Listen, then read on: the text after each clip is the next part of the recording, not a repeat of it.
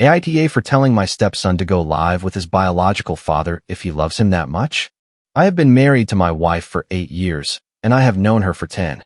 We have a solid marriage, and I knew I wanted to marry her just a few months into our relationship.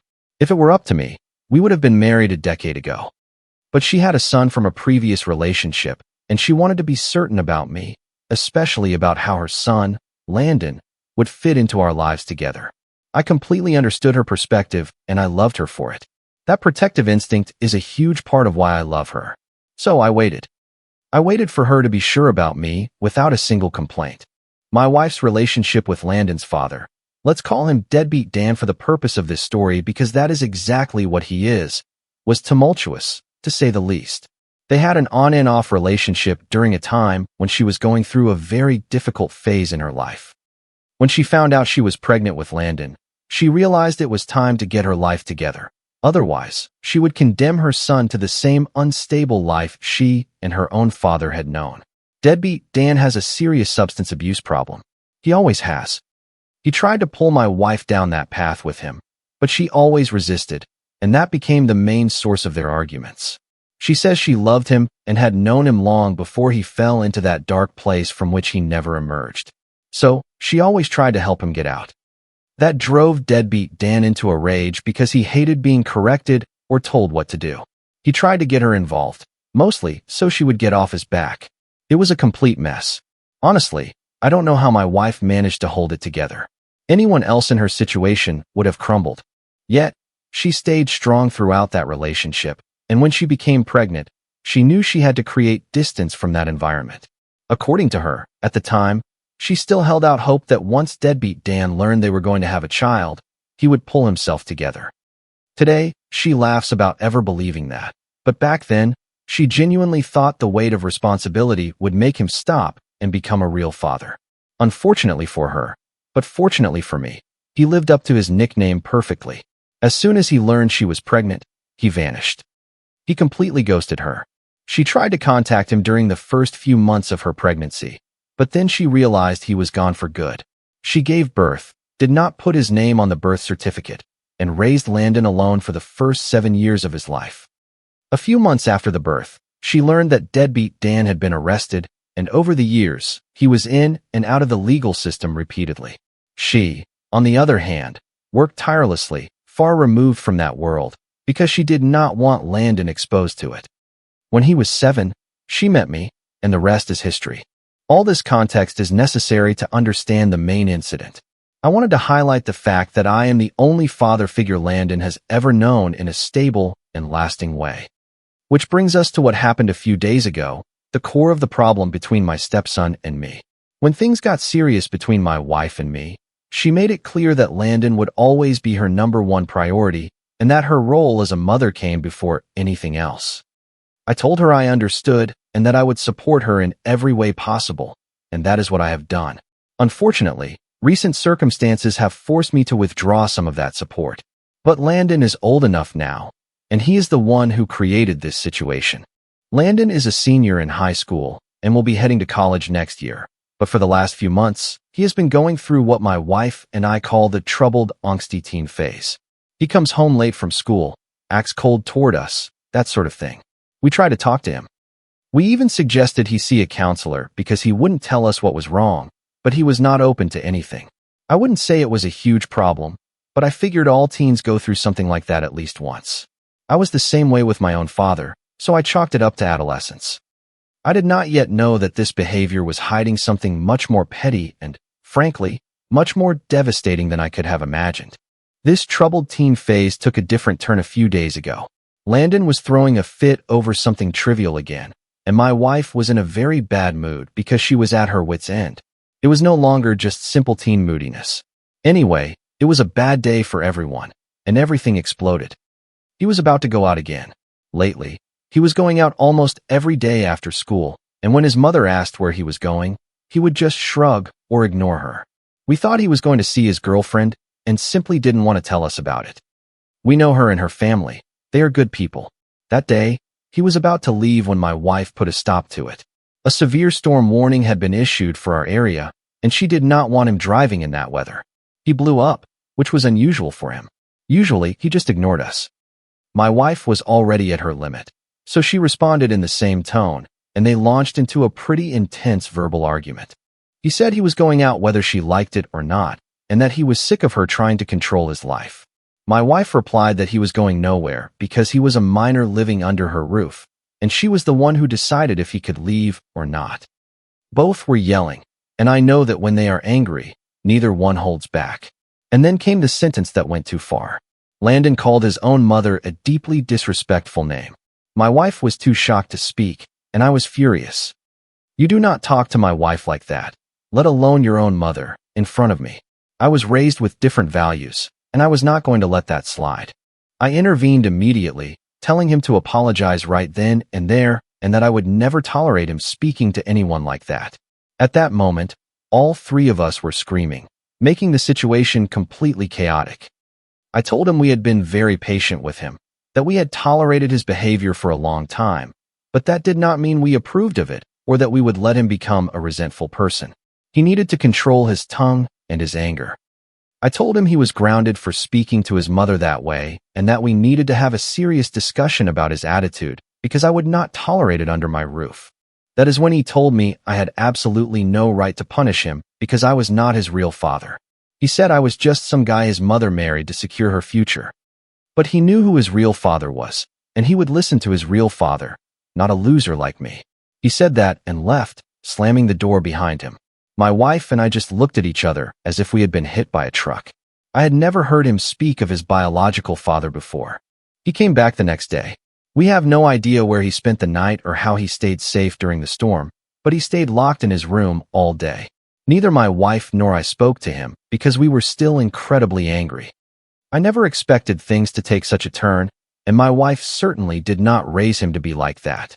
Obviously, he knew I wasn't his biological father, but he had never mentioned deadbeat Dan, at least not to my knowledge. I thought he had just chosen his words to be as hurtful as possible. I do not know what is going on with him, but one thing is certain. Whatever it is, it does not excuse his behavior. We waited a day or two for him to come to his senses and apologize, or at least talk to us, but nothing happened. So, I knew it was time to set the record straight. I called him into the living room, and he still had the audacity to walk in looking furious. I knew what was coming, but I still felt I had to give him a chance to apologize. I asked him if he had anything to say to his mother or me. My wife was present for this entire discussion. I never make unilateral decisions regarding Landon. I want to clarify that before anyone assumes otherwise. He said nothing for a moment. Then, in an arrogant tone, he told us that if we had nothing to say to him, we should let him go because he had much better things to do than stand there looking at us. That was the last straw. I told him it was time to free up some space in his supposedly overloaded schedule because I would no longer be paying for his college tuition. Now, even if Landon is being a brat, he is also a very intelligent young man, and I know he will go far if he doesn't throw his life away. I had put money aside in a college fund for his studies, and I just told him that fund was no longer his. If I am not your father, you do not have a right to my money. I also told him I had been planning to legally adopt him before he turned 18, but if he really wanted to be loyal to his real father, an incompetent man who had never once come to see him in 17 years, he had every right to do so. It was as if all the color drained from his face. He looked at his mother, expecting her to intervene, but my wife said that ultimately it was my money, and I had every right not to give it to him. He was the one who said I wasn't his father, and if that was what he truly thought, then it made sense not to spend that money on him. She added that she would do the exact same thing if the roles were reversed. I think that knocked some sense into him, but he was too proud to say anything. He doubled down and said he never would have believed I would be someone with such a fragile male ego, ready to torpedo his entire future just because he had the courage to face the truth and admit I was not his father. I replied, "Fine, then go live with your father. I do not need a defiant teenager in my house.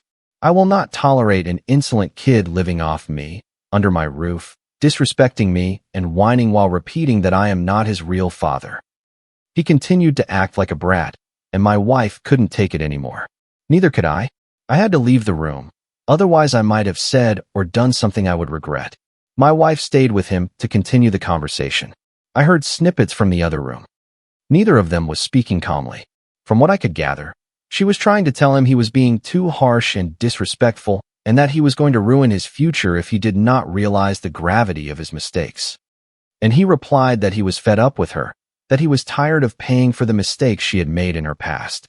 I am not quoting word for word, but that was the general idea, and frankly, that immediately raised a red flag.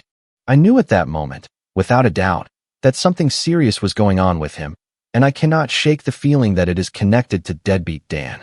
The problem is, my wife never really talked to him about his father, and he never really asked questions. We had simply told him that his biological father had made his choice and never came back, and that he was not someone who would have been a good influence in Landon's life. But with what he said during the argument and his recent secretive behavior, I cannot help but think that maybe, just maybe, he has gotten in contact with deadbeat Dan, and that is why all of this is happening. I know it seems far-fetched, and he does not even know what deadbeat Dan is really like, and neither do we, entirely. That guy is almost always incarcerated. But I do not know, something is not right. Maybe deadbeat Dan contacted him, even if it is highly unlikely since he never cared about his son. But if Landon contacted him and really thinks he is his real father, then fine, he can pack his bags and go join him. I know that in the end, it is up to my wife to decide what to do with her son, but for now, I think she is just as exhausted by all this as I am. She raised him almost to adulthood trying to protect him from that man and his toxic world, and now he is choosing it voluntarily. So maybe seeing it with his own eyes will help him understand our perspective. Edit. It is not my place to tell the story of Landon's biological father. That is his mother's role. Everything I know comes from her, so I do not have first-hand information to share with him. Anyway, I think telling him his father chose to leave and that there was no contact for years is more than enough.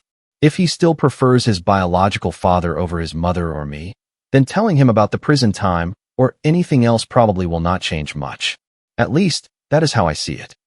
If my mother had told me my father did not want me and had abandoned me, I would be the last person on earth who would want to go looking for him. Update 1. My instinct was right, and frankly, given the way he was talking, it was pretty obvious. We now have confirmation that he has indeed been in contact with deadbeat Dan. After the argument I mentioned in my last post, my wife grounded Landon for 2 weeks. He protested a bit, but eventually accepted it, and that is when we decided to confront the problem head-on. I told my wife what I suspected, that he was in contact with deadbeat Dan, and she said she had the same fear but did not know what to do. So we did the only thing we could. We talked to him. It went better than expected, at least at the start. But then, what he revealed was not good at all. We went to his room to ask if he was willing to talk. When he said yes, my wife explained that she had protected him for too long and that she wanted him to finally know the truth about his life and his father. He looked a bit disinterested, but she insisted. She told him that she and deadbeat Dan had met when they were very young, but that over time, he had fallen deep into addiction. This also allowed me to learn things I did not know about her past. At first, his use was occasional, and every time she tried to stop him, he would say everyone was doing it, and it was no big deal. She tried to get him out of it, and he tried to pull her into it. Both failed. She told Landon how, during his worst moments, the relationship became physically unsafe for her. That was new information for me, but I could imagine it. Then, when he was sober again, he would apologize, cry, and make a scene, saying he was not aware of what he was doing, that he was not himself. My wife stayed with him because, at the time, she did not know better and was in an abusive situation. She is nothing like the woman I know today, the one who stood up to her son during their arguments. She finally saw the situation clearly when she became pregnant with Landon. Something about becoming a mother, maybe the hormones or the shift in perspective, made her see the toxicity of that relationship. Despite the history of substance abuse and violence, she still hoped that once he knew about the pregnancy, he would finally get his act together and step up. She did not want to be with him, but she hoped for a realization like the one she had. But that never happened. She said the moment she told him she was pregnant, he literally ran away. They had met in a public place, a coffee shop, and as soon as she mentioned the baby, he just got up and left as fast as he could. My wife tried talking to deadbeat Dan's mother, but she was not on good terms with him either. No wonder I call him deadbeat Dan. She said she knew then that she was completely alone, but in hindsight, It was a good thing because she did not want Landon to grow up with such a selfish man, incapable of seeing beyond himself. She was proud of having built a life for them far away from him. And she made sure Landon never had a role model as damaging as his biological father, because if he had been present in any way, it would have been extremely toxic.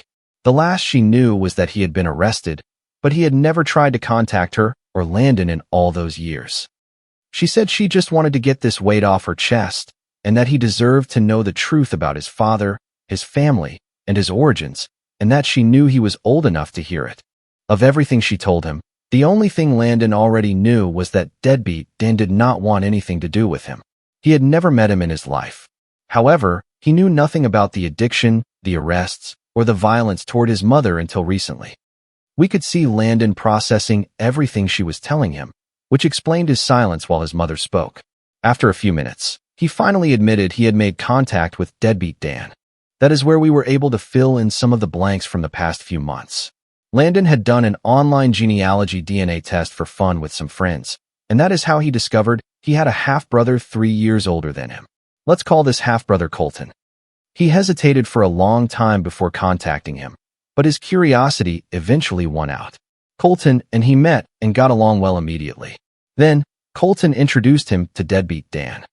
Apparently, deadbeat Dan had been present in Colton's life from the start, and Colton was convinced that his father did not know Landon existed, because otherwise, he would never have abandoned his son. It is important to note that Colton also struggles with substance abuse, which Landon realized after a few meetings. So it was Colton who took Landon to meet deadbeat Dan.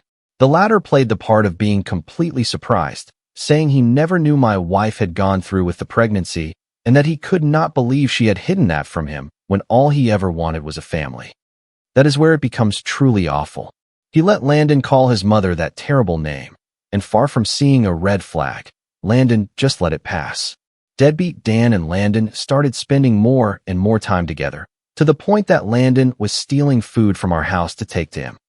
According to Landon, deadbeat Dan told him his apartment had been destroyed in a fire, that he had nowhere else to go, and was living on the street. No money, no house, no job, no food. So Landon helped by bringing him food, and Colton helped with money. Landon knew Colton was a dealer, but the whole story was twisted to make it seem like Colton was doing it out of love for his father, who was supposedly the best in the world. All this time spent with them had a huge impact on Landon. They never pretended deadbeat Dan was some kind of hero. They literally told him he sells and uses drugs while helping his father survive on the street. It was like, "Hi, I'm your father. Maybe I have a drug problem, live on the street, and encourage you to disrespect your mother, but I always wanted a family, and I love you." And Landon's response was that he had always loved him with all his heart. I was not the only one who found that completely absurd, because my wife told him she had raised him to be better than that. She said that if he wanted to listen to his addict father, she could help him pack his bags, but that would be the last thing she would do for him as a mother. That is where the manipulation and Landon's tears began, because he found it unfair that his own mother would cut him off for wanting a relationship with his father. My wife had also put money aside for his education, but she told him he could have a relationship with whoever he wanted. She simply would not finance it. He could have a relationship with deadbeat Dan or with his half-brother. But he had to understand where the money for college, food, and books would come from, and that she would not stand by and watch him crash and burn. She also gave him two options. Either he went to live with his half-brother and his biological father, or he stayed here until he was 18. But if he was capable of calling his mother those things and preferring that man after everything she had done for him, there was not much more to say. Deadbeat Dan had no legal obligation to care for him until he was an adult, since he was not on the birth certificate, whereas she did. For that reason alone, she would let him stay. The argument ended shortly after, and I did not say much because what my wife said seemed more than sufficient. I think Landon still has a chance, slim but real, to fix things. He can realize the huge mistake he is making, beg for his mother's forgiveness, and hope she can move past her anger. Or he can continue on this path and end up in a very bad place. Update 2. I thought 3 weeks would not be enough time for new developments, but I clearly underestimated the capacity of addicts to create problems at every turn. To start, Landon is still determined to stay in contact with his father, even after what I am about to tell you. He decided to stay at our house until he turns 18 because his father is literally homeless and obviously does not have a spare room. Unless he likes sleeping outside, we have no legal way to evict him since he is a minor. Anyway, he and his mother no longer speak to each other, and he speaks to me even less. I see how much this hurts my wife, especially when you consider she did everything for him for 17 years. There is not much left we can do for him because at some point, you have to let people make their own choices, good or bad. Maybe he will change before he turns 18 and will not permanently destroy his relationship with his mother, but I doubt it. His father was arrested again after attempting a robbery in a park. It was at night, and deadbeat Dan is now behind bars. He threatened a person with a weapon to steal their wallet. He was arrested a few days later after being identified.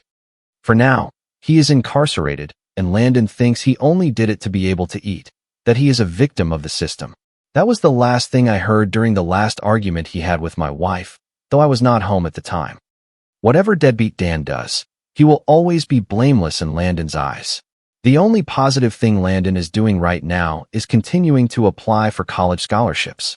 He would have needed them anyway, even with our financial help, but now he has even more reason to do so. I saw him the other day on his laptop filling out applications. I do not know what his plans are for his birthday, but my wife remains firm. On that day, he will have to leave the house, no matter what. As for me, I thought that if he at least apologized, maybe my wife would agree not to kick him out. The money we set aside is completely off the table, but given how Landon reacted after deadbeat Dan's arrest, I have a strong feeling he is becoming deadbeat Dan Jr. Update 3. Landon turned 18, and as his mother had warned, the only thing she said to him that day was to pack his things and leave. Harsh, but fair. It must hurt terribly that her own son is using the words of her abusive ex against her. Landon had made no plans for that day. He surely thought his mother would soften for his birthday, but before she left for work, she simply told him to be gone by the time she got back. That was it. That day, I worked from home. My wife did not want to leave Landon alone in the house for fear he would let his father or half-brother in while we were gone. We had upgraded our home security for that reason, but now she has no more legal responsibility for Landon, and he is gone. That happened about 5 days ago, and it is the most important event I wanted to share. What happened with deadbeat Dan is now completely surreal. He decided to provide the police with information on his other son's drug-dealing operation in exchange for a reduced sentence. His eldest son, Colton, was therefore incarcerated, and deadbeat Dan was released on probation. The only positive point is that there is one less dealer on the streets. Deadbeat Dan is free on probation, but if he does not find a job quickly, he will violate his terms. You can call me an optimist, but this guy will not find work, even if his life depended on it. He always relied on his 2 sons for food and money. Now, he has sacrificed one to save himself, and the other will surely face an even worse fate. I would like to take a break from this story because my wife and I need to recover from all this. Maybe you will hear from me in a few weeks, or maybe never, but that is all I can share today. Update 4. Hello everyone. It is strange to log back into this account and remember how often I used to come here. For several months, I read many of your comments, and they helped us a great deal. Today, I am doing much better, and so is my wife. She thanks you for all your messages of support over time. For those who wish to remember my story, here is a summary. Otherwise, you can skip to the next paragraph where the new update begins. We hoped my stepson would end up going to college on his own. He talked a big game about it, so we hoped he had the drive to make it happen. But everything ended in the worst possible way. He spiraled and followed a life trajectory very similar to his father's. Some time ago, I read that there can be a genetic component to addiction. Some people are more predisposed to dependency. He has been in and out of rehab facilities for the last few years. We know because he asked us for money to go, but we eventually had to accept the situation and tell him no. He had to turn to state-funded programs, which is not ideal. His half-brother, Colton, got out of prison about 2 years ago. That is why Landon went to live with him for a while. He still believes his father is just another victim of the system, which led to an argument with his half-brother, who finally kicked him out. The same father who had turned him in to the police to save himself. Landon told us he was homeless the last time he called asking for money because his half-brother had put him out, and he explained why. Since then, we have had no more news of him. That was about 3 months ago, maybe more. What brings me back today is that deadbeat Dan just received a new conviction that will keep him behind bars for a long time. In my last update, he was on probation. After failing to find a stable job, he was sent back to prison to serve his original sentence. He resisted arrest, and, during the altercation with law enforcement at a squatter's house where they found him, a serious incident occurred. That earned him 4 years in prison. It was not his first offense, nor his first chance. But recently, new evidence emerged in an open case involving deadbeat Dan. He is no longer lost. No one is looking for him anymore, except maybe Landon. It involves a very serious homicide case in which he was indirectly involved. He was present during a transaction that led to someone losing their life, and he is considered an accomplice for not alerting the police when he was questioned. To the 4 years he is already serving, another 6 years have been added. He is scheduled for release in 2033, since he has already served almost 2 years of his first sentence. I have always been considered an optimist, but I honestly do not think he will ever get out. Too many factors are working against him, notably his ongoing addiction. But above all, there is no sign that he could ever successfully reintegrate into society. As for my stepson, I know nothing. Comment. After a story like this, I think it's important to talk about what we can control. Setting boundaries is not an act of punishment, but an act of self-respect. You are not responsible for the choices other people make, even the ones you love dearly. We cannot pour our energy into fixing someone who isn't ready to do the work to heal. Your first responsibility is to create a safe and peaceful environment for yourself. Sometimes, the kindest thing you can do for your own well-being is to let go. Choosing your peace is valid, and it is necessary. Your healing deserves to be protected at all costs. Remember to be as kind to yourself as you are to others. If you like the stories, don't forget to leave a comment and support the channel by subscribing. See you in the upcoming stories.